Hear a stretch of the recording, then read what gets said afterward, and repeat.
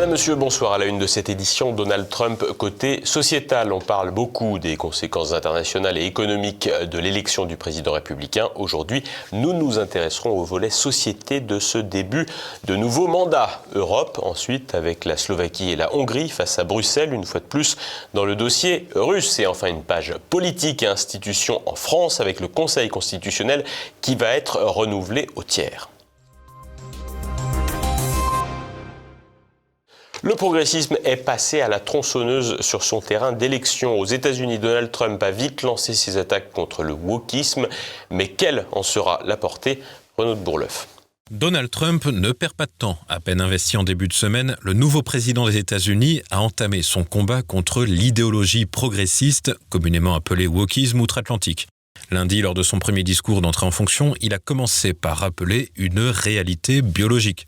It will henceforth be the official policy of the United States government that there are only two genders, male and female. Le décret a été signé le jour même. L'intitulé est clair, défense des femmes contre l'extrémisme de l'idéologie du genre et rétablissement de la vérité biologique au sein du gouvernement fédéral. Le lendemain, mardi, il ordonnait la fermeture des programmes DEIA.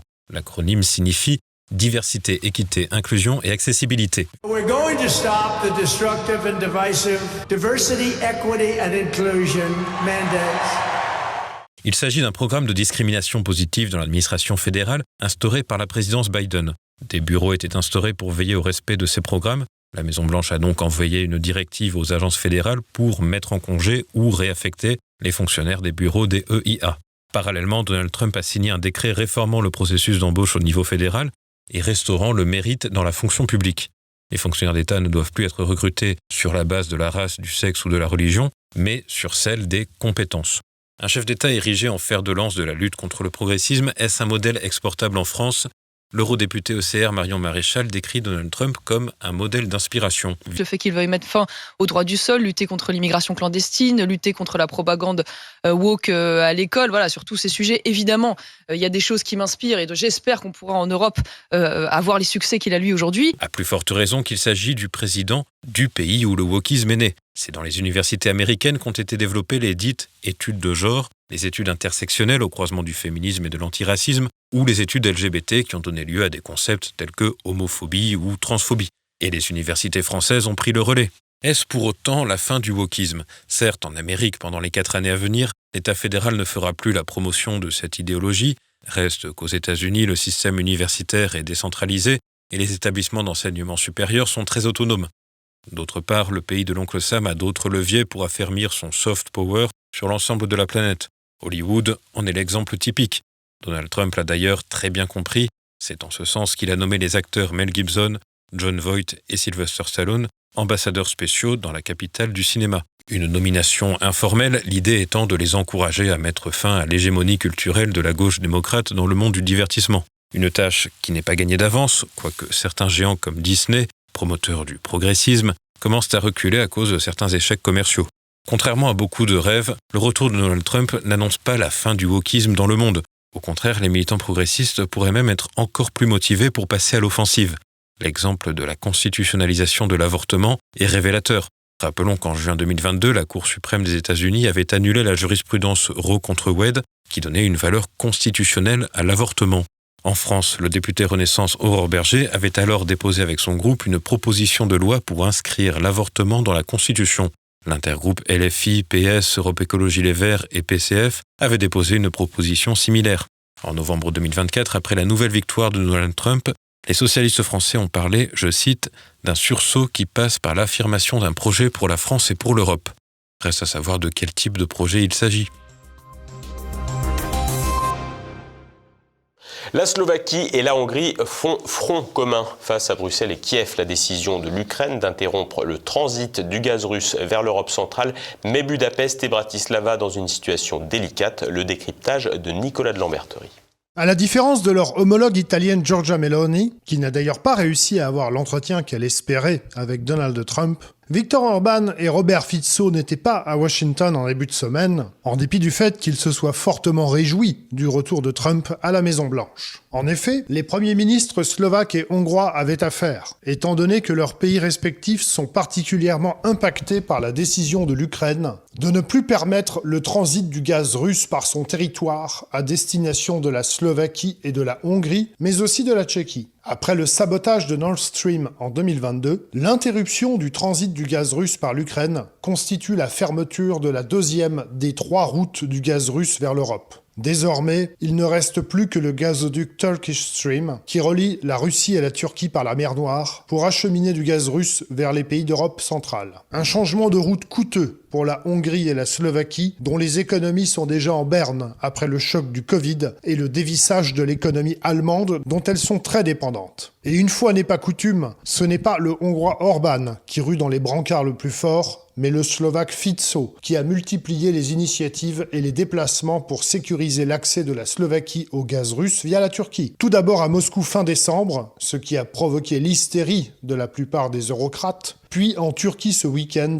pour échanger avec le président turc Erdogan. Comme souvent, le président turc a profité de la déliquescence des Européens pour avancer ses pions et dispose désormais en Bratislava d'un solide allié supplémentaire au sein de l'Union européenne, la Slovaquie ayant même affirmé qu'elle soutenait pleinement l'adhésion de la Turquie à l'Union européenne. Une déclaration certes symbolique, tant la perspective ne semble réellement intéresser ni Bruxelles, ni Ankara. Désormais, outre le robinet à migrants, le président turc Erdogan détient aussi à lui seul les clés du robinet à gaz russe ou azerbaïdjanais pour le marché européen. Côté slovaque, le ton est également monté contre Bruxelles, puisque Tibor Gaspar, un député de la majorité slovaque, a publiquement affirmé que l'adhésion de la Slovaquie à l'Union européenne ou à l'OTAN sont des associations qui pourraient évoluer avec le temps. Devant la tempête que cette déclaration a suscitée, le Premier ministre Robert Fico a pris publiquement la défense de son député, comparant la possible évolution de l'UE ou de l'OTAN à celle du pacte de Varsovie, qui s'est volatilisé en une année, ironisant même sur le fait que les larmes des Slovaques ne changeront rien à ce scénario s'il devait se réaliser. En attendant, Budapest et Bratislava menacent Kiev de contre-mesures si le transit de gaz n'est pas rétabli.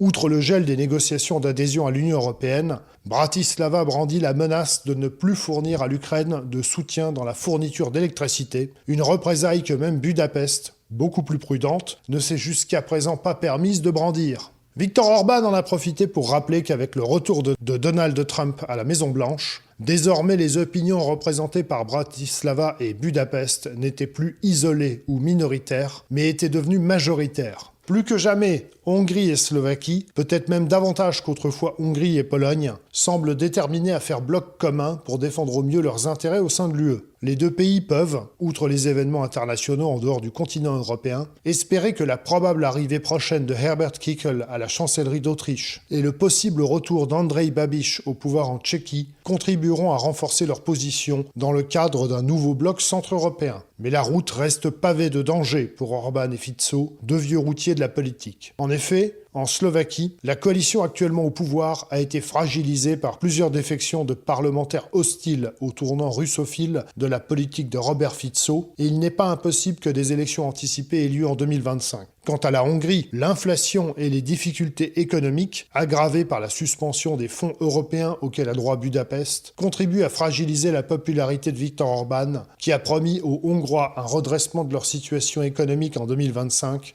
à un an des prochaines élections législatives. En clair, le bras de fer entre Bruxelles et ses États membres récalcitrants à la politique des eurocrates s'annonce plus sévère et dur que jamais. Le Conseil constitutionnel va être renouvelé avec le départ de Laurent Fabius et de 2 autres membres. L'institution va être renouvelée du tiers et des personnalités sont déjà pressenties. Explication. Entre révolution de palais, copinage et calcul stratégique, le 7 mars, le mandat du président du Conseil constitutionnel, Laurent Fabius, expire et un tiers de l'institution sera renouvelé avec des nominations pour 9 ans. Le président de la République et les présidents des deux assemblées doivent ainsi choisir une personnalité pour composer l'aréopage de sages qui jugeront de la constitutionnalité des lois. Ce choix revêt une importance toute particulière alors que le centre et la gauche s'émeuvent du risque de voir la présidente du groupe Rassemblement national à l'Assemblée, Marine Le Pen, prendre le pouvoir en 2027. Le Conseil constitutionnel peut en effet brider un exécutif qui ne rentrerait pas dans les clous du fameux état de droit, c'est-à-dire pour simplifier de l'ensemble des règles imposées par la gauche en matière d'immigration et de politique sociétale notamment. Avec Laurent Fabius, Emmanuel Macron avait trouvé un défenseur zélé de ces politiques qu'il avait appuyé pour la réforme des retraites, mais qui avait également détricoté la loi immigration. Le choix du nouveau président du Conseil constitutionnel est d'une grande importance puisqu'il compte pour les 9 années à venir. Le prochain président de la République devra donc composer avec cette personnalité durant tout son quinquennat. Ce peut aussi être l'occasion pour Emmanuel Macron de faire dans le recasage. Ainsi, le nom de Richard Ferrand circule pour remplacer Laurent Fabius. Mis en cause à de nombreuses reprises dans des affaires de détournement de fonds publics et de conflits d'intérêts, notamment dans l'affaire des mutuelles de Bretagne, cet ancien président de l'Assemblée nationale a toujours été épargné par les condamnations. En revanche, il a été rejeté par les électeurs en 2022 qui n'ont pas souhaité le reconduire comme député. Il pourrait donc faire son retour dans les arcanes de la République par la grande porte. Ce choix pourrait cependant être contesté par des parlementaires car la nomination par le président peut être retoquée par les commissions des lois de l'Assemblée et du Sénat aux 3/5 des suffrages exprimés. Une hypothèse improbable, mais un vote en forme de défiance risquerait néanmoins d'entacher la légitimité d'une institution qui en a déjà bien peu. 2 noms qui ont été évoqués par l'entourage du président ont déjà été écartés par les 2 principaux intéressés eux-mêmes. Celui de Bernard Cazeneuve, qui aurait encore des ambitions politiques et qui semble donc bien sûr de son destin. L'ancien garde des Sceaux, Éric Dupond-Moretti, n'aurait pas non plus donné suite, mais une telle arrivée au sommet de l'institution constitutionnelle aurait semblé pour le moins étonnante pour un personnage tant décrié. Son éphémère successeur Didier Migaud serait aussi envisagé, ainsi que le premier président de la Cour des comptes, Pierre Moscovici. Du côté du Sénat, le président de la Chambre haute, Gérard Larcher, envisagerait, lui, de nommer un membre de son parti, les Républicains. 2 noms circulent, celui du très modéré sénateur de la Manche, Philippe Basse, juriste de formation, qui lorgnerait également sur la présidence du Sénat. Le ministre auprès de Bruno Retailleau, François-Noël Buffet, également issu du Sénat, serait aussi dans les petits papiers. Il dispose d'une expérience juridique comme avocat, mais aussi pour avoir présidé la commission des lois au Palais du Luxembourg. La présidente de l'Assemblée nationale, Yaël Braun-Pivet, piocherait également dans son assemblée avec Laurence Vichniewski, magistrat de profession et député MoDem battu aux élections législatives de 2024. Un autre nom circule avec celui d'Anne Levade, agrégée en droit public et qui, si elle n'a pas d'appartenance politique formelle, a tout de même présidé la haute autorité chargée d'organiser la primaire de la droite en 2016. Elle avait par ailleurs participé aux travaux menant à la réforme de la Constitution de 2008 sous la présidence de Nicolas Sarkozy et s'est opposée à la constitutionnalisation de l'avortement en 2024. En sus du départ de Laurent Fabius, 2 membres issus de la haute fonction publique céderont leur place, Michel Pinault et Corinne Lukiens. Parmi les 6 membres qui restent, on retrouve des vieux routiers de la politique à l'image d'Alain Juppé, 79 ans, le radical de gauche Jacques Mézard, 77 ans, ou encore le centriste et ancien ministre macroniste Jacqueline Gouraud.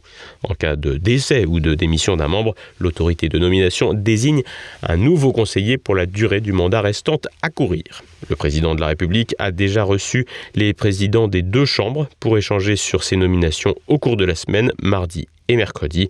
Les discussions peuvent encore aller bon train jusqu'au 7 mars, date à laquelle il sera enfin temps de dire au revoir à Laurent Fabius. Passons à présent à l'actualité en bref en France. Les vacances d'été dépassent les bornes. Mercredi, le nouveau ministre de l'Éducation nationale, Elisabeth Borne, a affirmé que les vacances de juillet et août représentaient des coupures trop longues, se traduisant par des pertes de niveau pour les élèves les plus fragiles.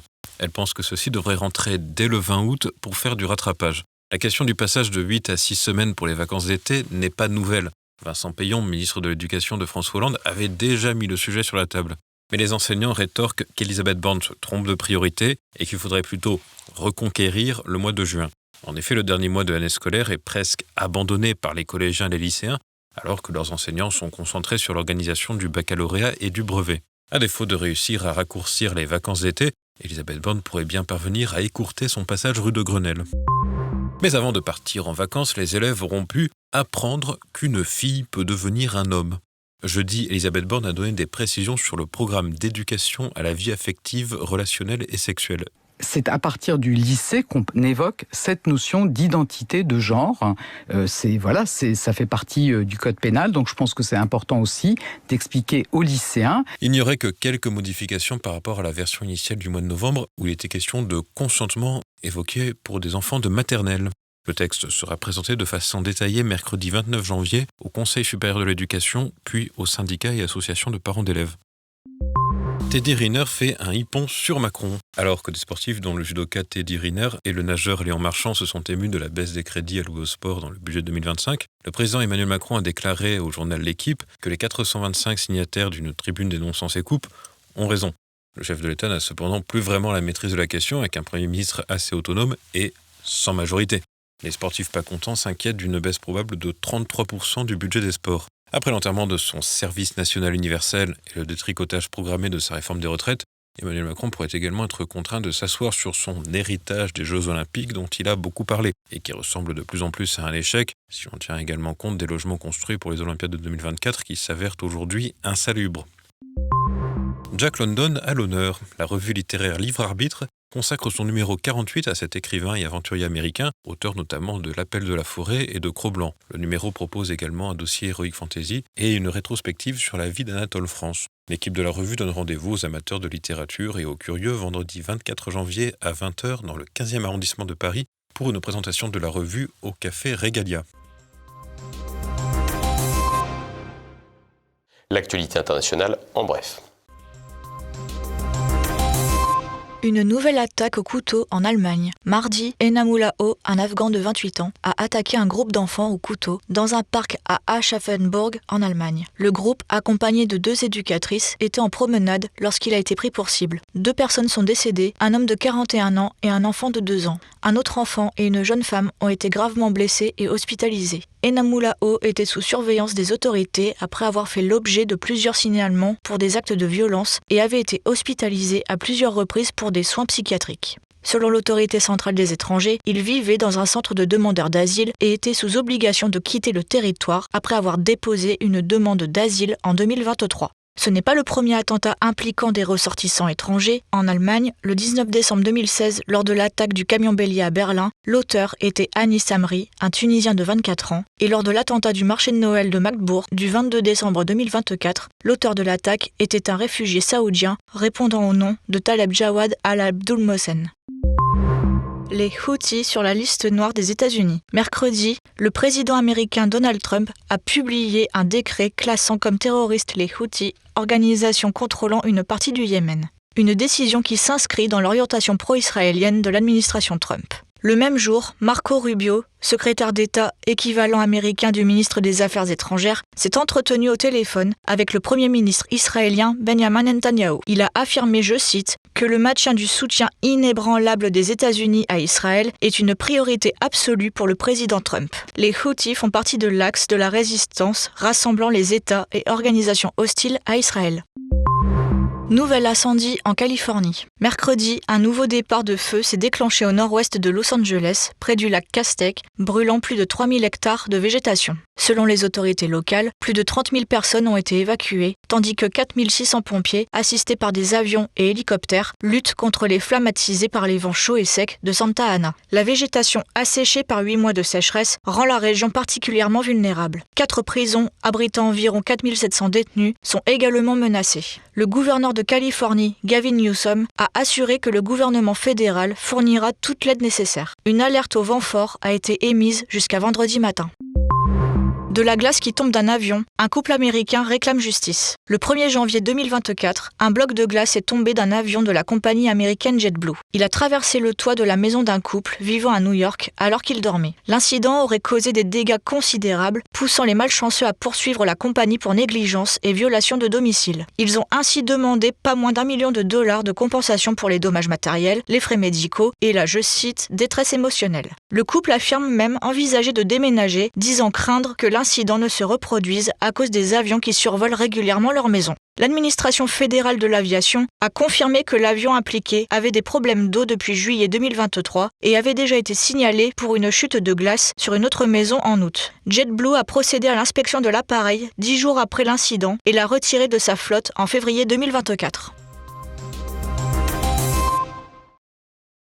Ce soir, immédiat, un zoom est sur la chaîne YouTube format court de TVL, l'avocat Gilbert Collard. C'est la fin de cette édition. Merci de votre fidélité. À vendredi.